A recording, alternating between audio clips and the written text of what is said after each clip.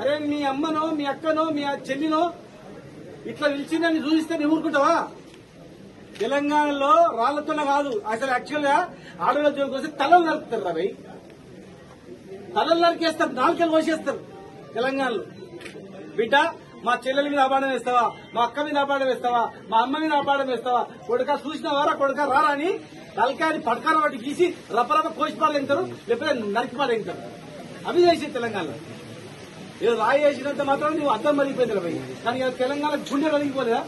ఏ ఆడవాళ్ళు అయితే మీరు చూపిస్తున్నారు, ఏ ఆడపిల్లలు అయితే రమ్మన్నాడు పోయిండు చూసింది బదిలిస్తే పండుకునే ఏదో మాట్లాడుతుర్రో, మరి నీ అక్కనో చెల్లెనో చూపించురా, మరి నీకెంత బాధ అయితే తెలుస్తుంది. ఆడవాళ్ళ జోలికి రాకుండా నువ్వు మాట్లాడు, ఆడవాళ్ళ జోలి లేకుండా నువ్వు ఏదైనా దమ్ముంది ఎదుర్కోవడానికి ఎవరే కానీ ఆడవాళ్ళ మీద నీచాతి నీచంగా చూపిస్తే తెలంగాణ సమాజం నడపాలి సహించదు.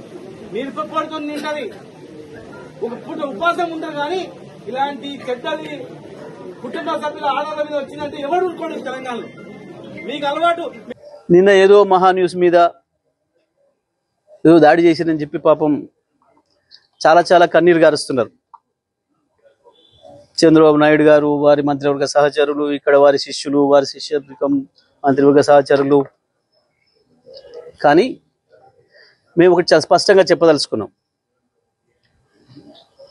ఇక్కడ కొన్ని మీడియా హౌజులు కావు, మీడియా పేరు అడ్డం పెట్టుకొని స్లాటర్ హౌజులు నడుపుతున్నారు.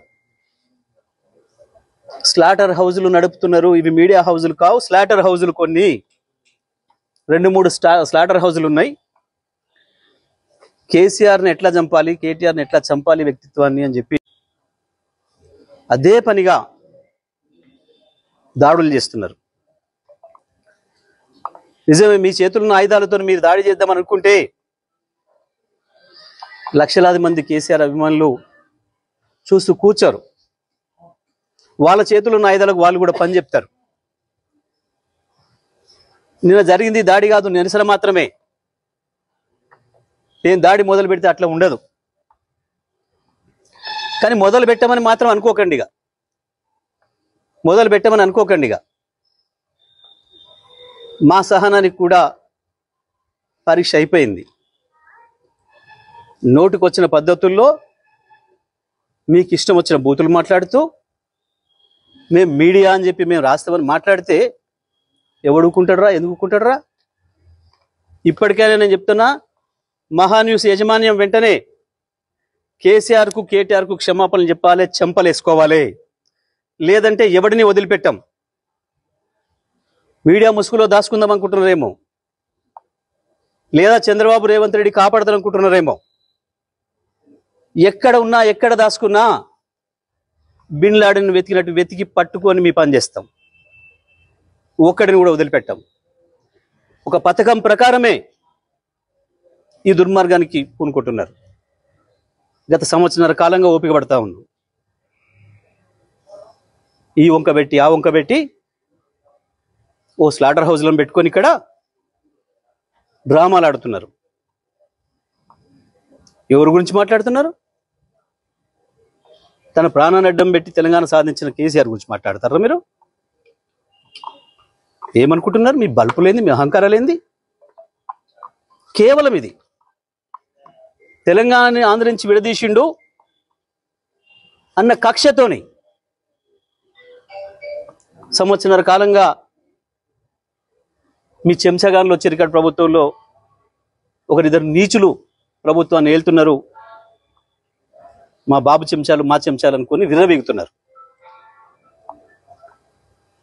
ఆ స్లాటర్ హౌస్ని వదిలిపెట్టాం ఎట్టి పరిస్థితుల్లో. నేను మళ్ళీ మళ్ళీ చెప్తున్నా, నిన్న జరిగింది దాడి కాదు, నిరసన మాత్రమే. దాడి మాది ఇంకో తీరుగా ఉంటుంది. నిజమే, కేసీఆర్కు క్షమాగుణం ఎక్కువ. 25 ఏళ్ళుగా కేసీఆర్ నీడలో ఉన్నవాడిగా, కేసీఆర్ ఆలోచనలను క్షణక్షణం అనుక్షణం అమలు చేసిన వాడిగా నేను చెప్తున్నా, కేసీఆర్ క్షమించినా మేము వదిలిపెట్టాం. తెలంగాణ వాదులుగా మేము వదిలిపెట్టాం ఎవరిని కూడా. నేను అన్ని ఆలోచన చేసి చెప్తా ఉన్నా. సంవత్సరంన్నరగా ఓపిక పట్టినాం. ఏ పోలీసులు ఎవడు ఆపలేడు మిమ్మల్ని. తెలంగాణ పోలీసులు మాపై దాడి జరిగితే ప్రేక్షపాత్రం వహిస్తారు, ప్రేక్షకులాగా చూస్తున్నారు. మేము పిటిషన్లు ఇస్తే వాళ్ళ దగ్గర అక్రమ పిటిషన్లు తీసుకుని మాపై కేసులు పెడుతున్నారు. దీనికి ఏదో భయపడతాం అనుకుంటున్నారు. దానికి భయపడడానికి లేం. చాలా మందిని చూసి వచ్చినాం. ఇక ప్రజా కోర్టుల్లోనే శిక్షలు ఇస్తాం. అది కూడా నేను సాప చెప్పదలుచుకున్నా. ఇక నుంచి ప్రజా కోర్టులే ఉంటాయి తప్పకుండా. పోలీసులు వాస్తవానికి న్యాయస్థానాల వైపు తీసుకుపోకపోతే నేరస్తుల్ని మాకు బాగా తెలుసు. తెలంగాణ ప్రజలకి ఎవరికి ఎప్పుడు ఎట్లా శిక్ష చేయాలనో మాకు బాగా తెలుసు. మీ ఇష్టం వచ్చినట్టు మా చేతిలో ఒక ఆయుధం ఉంది, మేము వాడతాం. ఎవడికి లేవు ఆయుధాలు. చాలామంది చేతుల్లో చాలా ఆయుధాలు ఉన్నాయి, వాడతారు. తప్పకుండా వాడతారు సందర్భం వచ్చినప్పుడు. నేను మళ్ళీ డిమాండ్ చేస్తున్నా మహాన్యూస్ యాజమాన్యం, మీరు చేసిన దుర్మార్గం అంతా ఇంత కాదు. కేసీఆర్ పైన, కేటీఆర్ పైన మీరు చేసిన దాడి ఒక హేయమైన దాడిని చేసింది. ఇంకా బుద్ధి తెచ్చుకోకుండా ఏందో అవాకులు చెవాకులు వెళ్తున్నారు. పెట్టుకుంటారా మాతో మీరు? రాజకీయ పార్టీలుగా మేము చూసుకుంటాం. కాంగ్రెస్ ఏమంటుంది, బీజేపీ ఏమంటుంది, ఇంకో పార్టీ ఏమంటుంది, మేమేమంటున్నాం, మేము చూసుకుంటాం. మీ బల్పు ఏంది, మీ అహంకారం ఏంది? మీ ఇష్టం వచ్చిన మేమ్స్ పెట్టడానికి ఏమనుకుంటున్నారు? ఎక్కడ ఉంటున్నారు? ఎక్కడ బతుకుతున్నారు? ఎవరి తిండి తింటున్నారు? మీకు మీ మనవాళ్ళేమనుకుంటే యువతలో ఉన్నది మనుషులే కదా.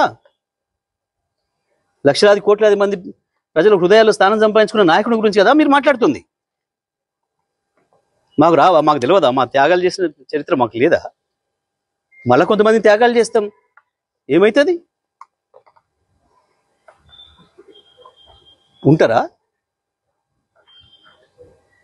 ఏ బలుపుతోని, ఏ అహంకారంతోని, ఎవరిని చూసుకొని ఈ ప్రేలాపన? ఒక్కొక్క అక్షరం రాసే ముందు ఎంత జాగ్రత్తగా ఉండాలి, ఒక పదం మాట్లాడే ముందు ఎంత జాగ్రత్తగా ఉండాలి. ఇప్పుడు నేను మాట్లాడిన ప్రతి అక్షరం పూర్తి కాన్షియస్తోనే మాట్లాడుతున్నా. సంవత్సరం ఓపిక బట్టి